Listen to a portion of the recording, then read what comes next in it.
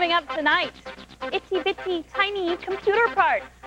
Plus, why this man can improve bad tech design. And millionaire businessman and space traveler Dennis Tito talks about his space trip to outer space. Live from the Tech TV studios in San Francisco, it's the Screensavers.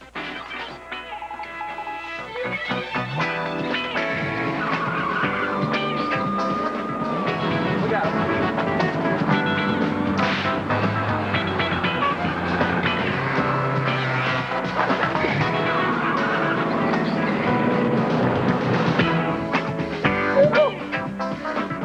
Yeah, see, there's a problem. You throw these beautiful spirals, and mine's like this wobbly ball. You know why? This is not, I am a lefty. This is a right-handed football. That's the problem right there. What he's trying to say, ladies and gentlemen, is welcome to the Screensavers. I'm Patrick Norton. That's exactly what I was trying to say. And you know what else? What? We got $10 for the first person that can hit Megan on the nose. With the football. Because we wanted to hear her say, don't say ball in the house. You know what's really... don't play ball Mama in the Maroney house. says, don't play ball in the house, huh? I'm Leo Laporte. Thank you for joining us. This is the greatest show on television today. If you're a geek, you found it, you're home.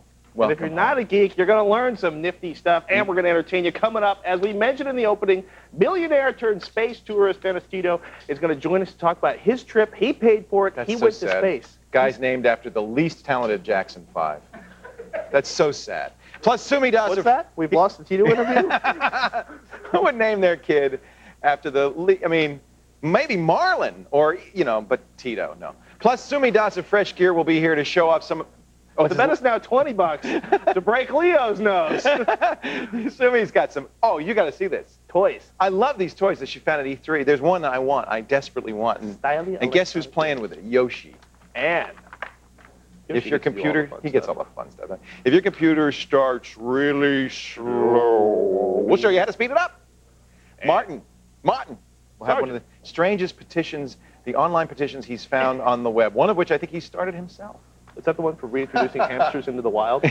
That's the one of, I want my girlfriend. Tech news! Yes! The latest, the hottest, the newest tech news is here in my ink-stained fingers. Is this the Klez virus? Yeah, we gotta, the reason we're doing this is we're just downright fed up. Yeah, we're actually still getting about, 42,000 emails a day. Basically all through the Klez virus. What is the Klez? Tell us what the Klez virus is and how it works. Boy, it's a... That's a really good question. And this is like Klez.h, so I think it's maybe like the umpteenth version. It keeps mutating, but they all do roughly the same. Last I checked, it was yet another form of an email attachment. The one thing that it does kind of different from the normal virus is instead of going through your address book and sending out mail from you to all your friends with the infections, it goes to your address book, sends out mail from people in your address book. So you may get a message that's from me or Patrick, but we didn't send the message, which is very confusing. The virus is so bad that...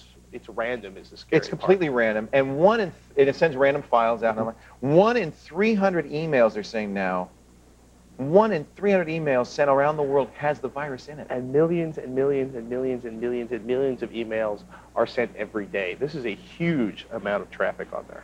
So I guess what we're saying is get your virus software updated. Yeah, if you haven't updated your virus software, if you don't have virus software, go to SARC's Antivirus Research Center, one of the sites. They have a good removal tool there. Download the removal tool. Take care of this because it's getting annoying. Stop saying it's Klez. Even if you know you don't have it, check for it. Yeah, you may. I should do that too. You know what? I'm going to do as we say, not as we do, and I'm going to check for it myself. This is actually the 8th variation of the virus. Amazing. A 9th one. Huh? Web address. The web address for SARC is sarc.com. Yes, sorry about that. sarc.com. It said sarc.com. Yeah, you said it. We're there.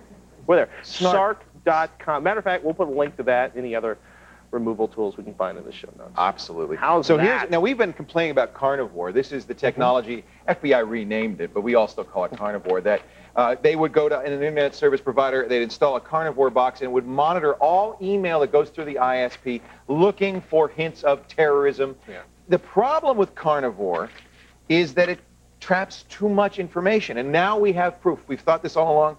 The New York Times is reporting that Carnivore may have slowed down the search for Osama bin Laden.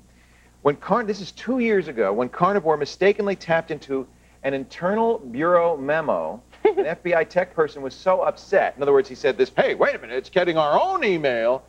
that he destroyed all the email from the Osama bin Laden investigation, including documents that may have helped catch bin Laden. Way to go. The guy was mad. He said, wait a minute, you can't spy on me. And he destroyed the key documents. Yeah, the irony of this being the FBI is not lost on me, and I'm sure many of our viewers out there. Thank you very much.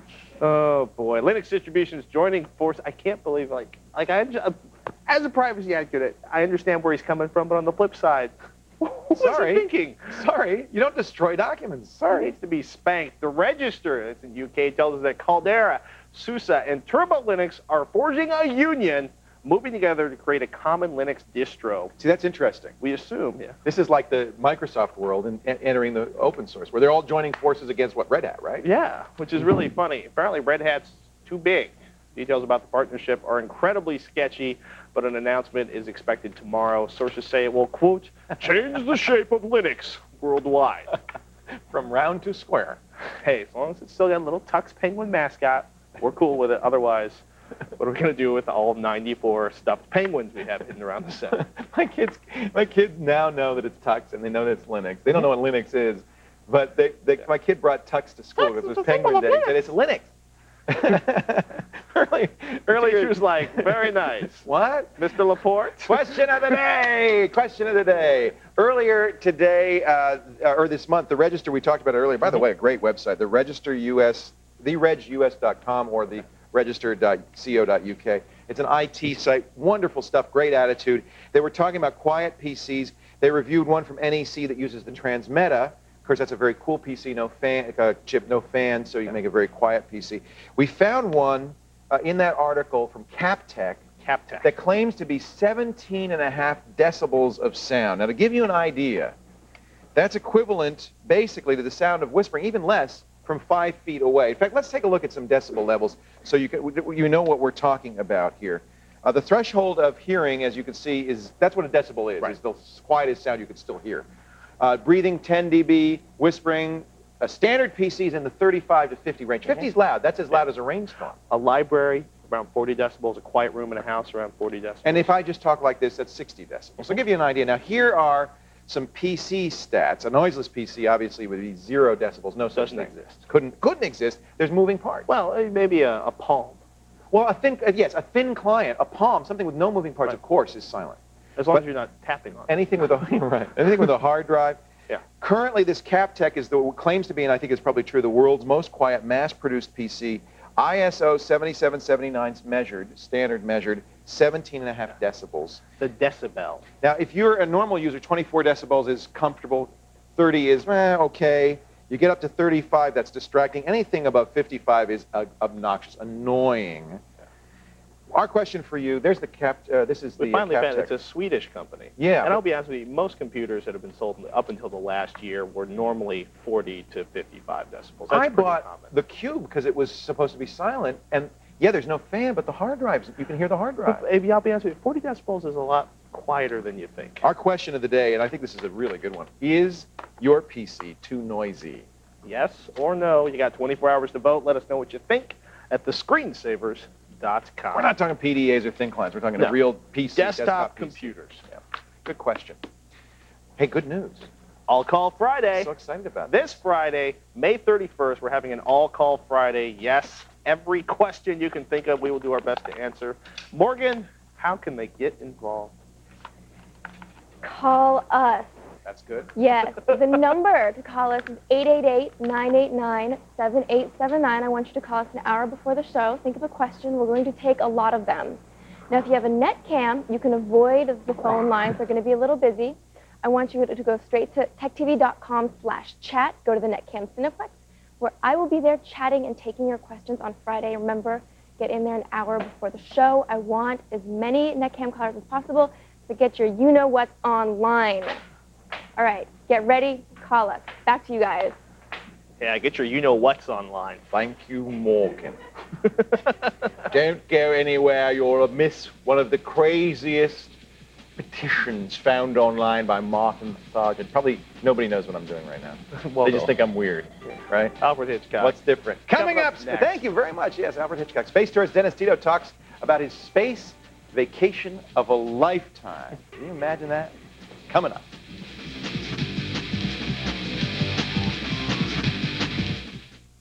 Premiering Friday, June 14th, it's Tech TV's Techno Games. The first event of the day was the shot put. See incredible machines. Isn't that phenomenal? From the intimidating to the absurd.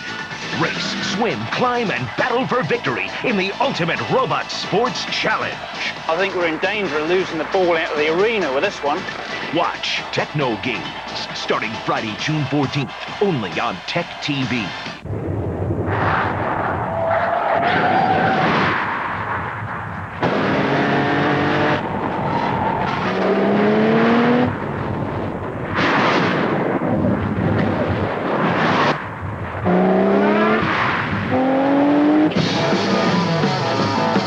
Never yield to convention.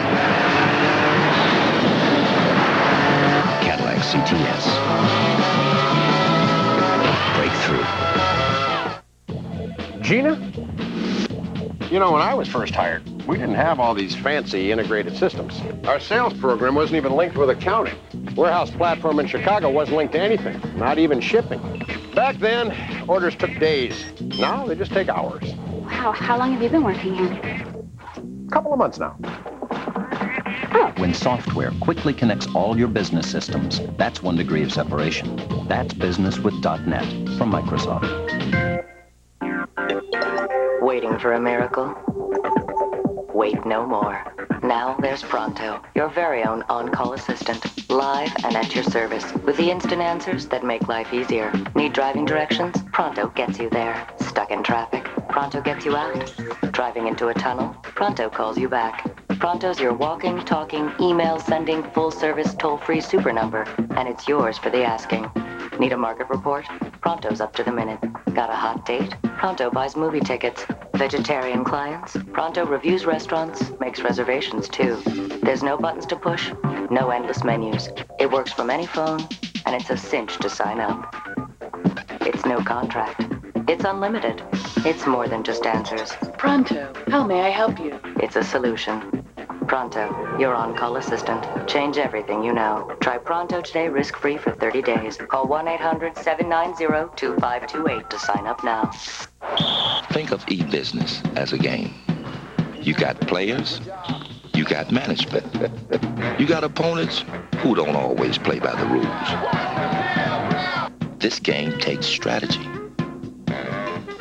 and the ability to move that metaphorical ball that is information with more money on the line than in any other game that's ever been played. E-business isn't just a game, it's the game. So if you're going to play, play to win.